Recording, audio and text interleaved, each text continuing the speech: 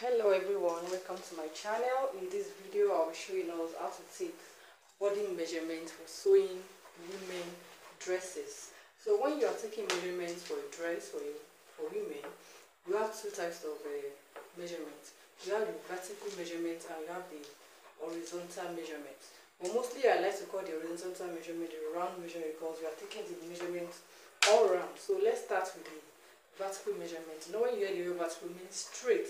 That is as a measurement to be taken on a straight line.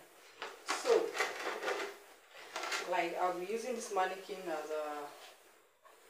I'm taking the measurement of this mannequin. So let's start with the vertical measurement. Like I said, when we are taking a vertical measurement, it should start from the shoulder. That is the highest part of the shoulder. So we have the highest part of the shoulder here, very close to the neck. So what I'm measuring from here right now, when you're talking about vertical measurement, now we want to know where our bust point is. That is, where is the bust? When you are measuring from the shoulder to the bust, so that's the bust point. For this mannequin now, the bust point is 10. You can see the bust. This is where the nipple is. So we have 10 inches here. We have the under bust measurement. Under bust measurement here, I'm having 13.5. Then the waist measurement, depending on what you are sewing, is going to be a top that is having joining at the waist to determine where the joint is going to be. Even if it's going to be a straight dress without a joining, where the waist is. So you have your waist length. For this mannequin now, this 17 is the waist length. Then again we have the nipple, the hip length. So this nipple length, hip length too, is the measurement of the hip from the shoulder. That is, how far is the hip from the shoulder. So when you are taking that, you take note of the biggest part of the hip. That's where your hip length is going to be. It's not going to be under, it's not going to be on top. But on top, as where you have the biggest part of the hip, so that's going to be our hip length. So when you measure, you look out for where the biggest part of the hip is, and so that's going to be your hip length. For this mannequin, I'm having 26 inches. The number differs, that's why you measure each individual to 24, 25, 26, depending on the height and the size of the hip. So I have the hip length there. Then it's going to be a top you are making. You still need the top length. Where do you want the top to be? It's going to be something like this one I'm wearing, from my shoulder to where the length is. You measure it. That's top length. So it depends, a crop top, a long top, a knee length top or something. You measure the length that you needed. Then another vertical measurement we have is the knee length. If you are making a gown or even a trouser, you need a knee length. So the knee length from the shoulder is going to be a gown. You measure it from the shoulder. And when you are placing your tail, make sure it's passing on top of the bust like this, not this way and not this way. It should be this way. So you have your knee length right there. There is going to be a gown you are making as well, or whatever it is. You measure the length of the gown. So is it a short gown? Is it a long gown that is reaching the toe? So that's vertical measurement. Another one we have of vertical measurement is the sleeve length. The sleeve length, your sleeve starts from here, from the shoulder.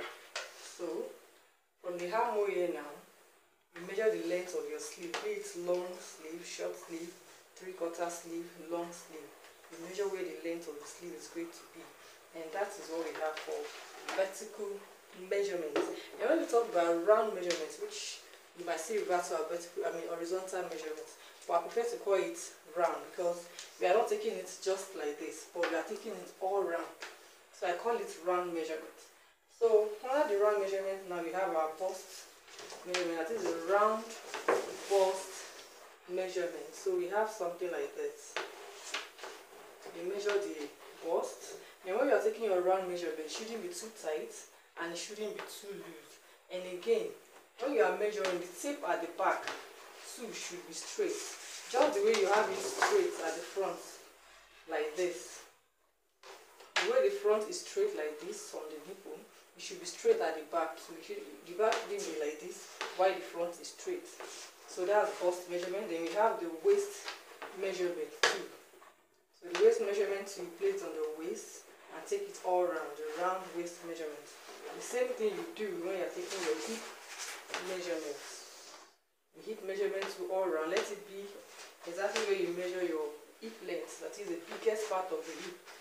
You place one or a finger in between so that you know that it's not too tight and it shouldn't be too loose. So that's round hip measurement. But let's say we are making a skirt or a trouser. You know, mostly when you are wearing a skirt or trouser, it doesn't start from the shoulder. So the measurement should be starting from the waist, where you are placing your skirt or your trouser or knicker. So that means even when you are sewing the skirt or the knicker or trouser, you still need to measure your hip length. But this time around, the hip length is being measured from the waist and not from the shoulder. So from the waist to where you still have the biggest part of your hip, I'm having 8 inches here. From the waist to the hip, now I'm having 8 inches. Some might be 9, 8, different. So you just have to take the measurements. So like I said, assuming it's a skirt we are making now, we've measured our hip length. The next thing to measure will be the length of the skirt. Is it a short skirt? Is it a long skirt?